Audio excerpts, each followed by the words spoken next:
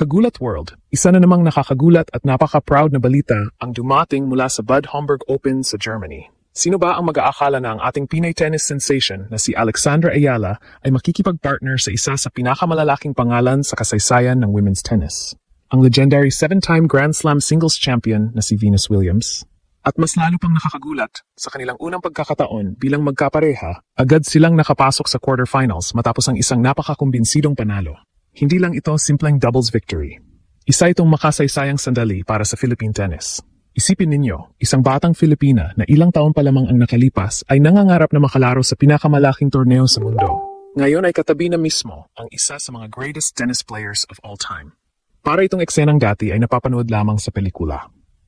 Pero paano nga ba nabuo ang napakagandang chemistry ni na Alex at Venus? Ano ang ipinakita nilang laro na agad nagpahanga sa mga fans at tennis analysts?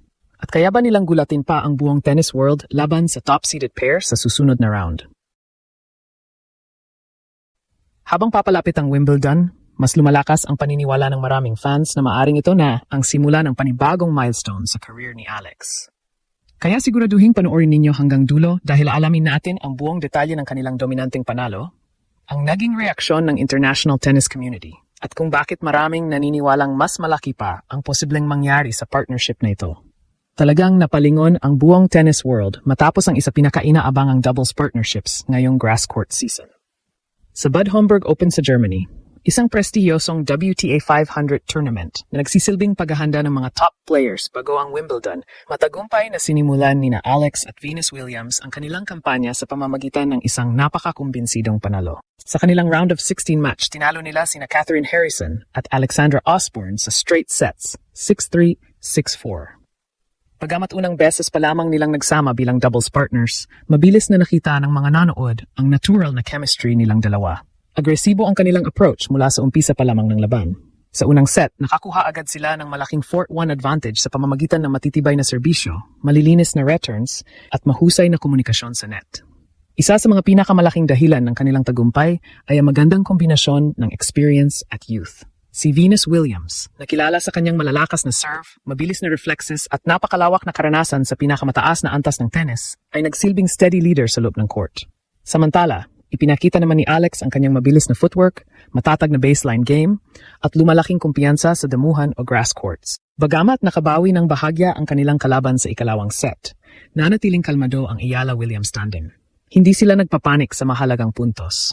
Sa halip, mas naging disiplinado sila sa kanilang shot selection at ipinakita ang mahusay na teamwork hanggang tuluyang may sara ang laban sa score na 6-4. Marami ring fans ang natuwa sa mga simpleng eksena sa loob ng court. Bukod sa kanilang mga ngiti at positibong body language, naging usap-usapan din ang respeto at magandang samahan ng dalawa.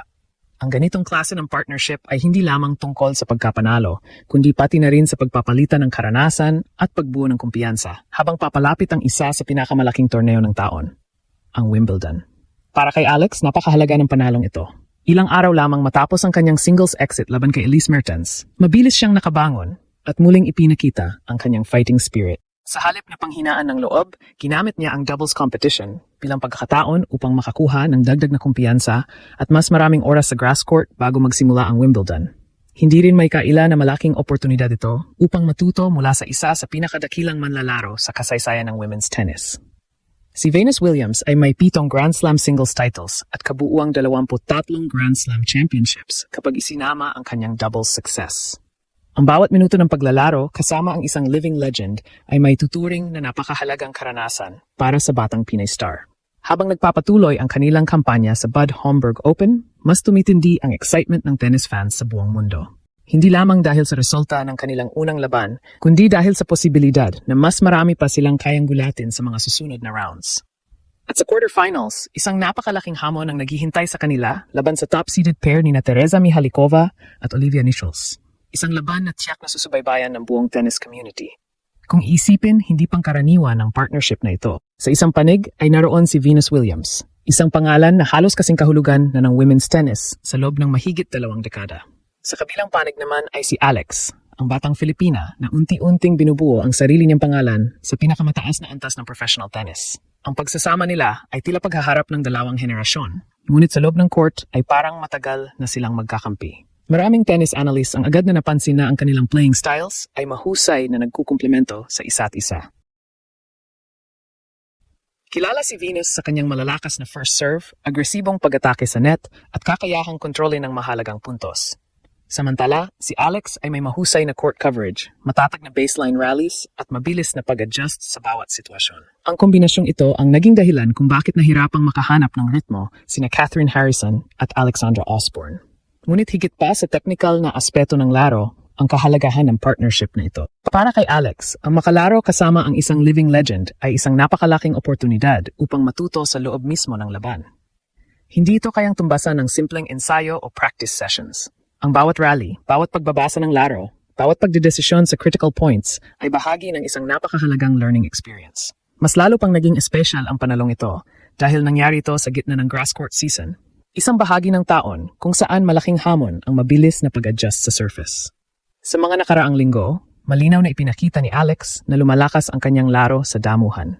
Ang kanyang mahusay na performance sa Berlin, kung saan nakapagtala siya ng malalaking panalo laban sa ilan sa pinakamahusay na manlalaro sa mundo, ay nagbigay ng kumpiyansa hindi lamang sa kanya, kundi maging sa mga tennis observers. Dahil sa mga resultang iyon, naging makasaysayan ang kanyang pagpasok bilang seeded player sa Wimbledon singles draw. Isa itong milestone na matagal nang hinihintay ng Philippine tennis.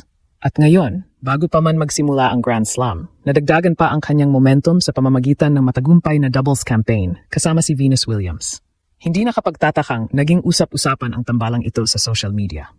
Maraming fans ang nagsabing parang dream partnership ang kanilang nasaksihan. Ang iba naman ay nagsabing tila ipinapasa ng isang alamat ang kanyang karanasan sa isa sa mga pinaka-promising na batang bituin ng kasalukuyang henerasyon. Ngunit hindi rin mawawala ang realidad na mas magiging mahirap ang kanilang susunod na laban. Sa quarterfinals, makakaharap nila ang top-seeded pair ni Teresa Mihalikova at Olivia Nichols. Hindi may kakaila na isa itong napakalaking pagsubok. Bilang top seeds, inaasahang mahusay ang kanilang chemistry, malawak ang doubles experience, at mataas ang antas ng consistency sa grass courts. Gayunpaman, ang pinakamalaking bentahe ni Alex at Venus ay ang kanilang kumpiyansa matapos ang impresibong unang panalo. Kapag ang isang bagong partnership ay agad na nakakakuha ng momentum, nagiging mas komportable ang komunikasyon at mas mabilis ang pag-intindi sa galaw ng isa't isa. Iyon mismo ang ipinakita nila sa kanilang opening match. Para sa mga Pilipinong matagal nang sumusubaybay sa career ni Alex, isa na naman itong patunay na patuloy siyang umaakyat sa world stage. Mula sa pagiging junior Grand Slam champion hanggang sa paglalaro, kasama ang isa sa mga pinakadakilang tennis players sa kasaysayan, malinaw na ang kanyang paglalakbay ay patuloy na nagbubukas ng mga pagkakataong minsan ay tila imposibleng mangyari. At habang papalapit ang Wimbledon, mas tumitindi ang paniniwala ng maraming fans na ang pinakamagagandang kabanata sa career ni Alex ay maaari pa lamang nagsisimula.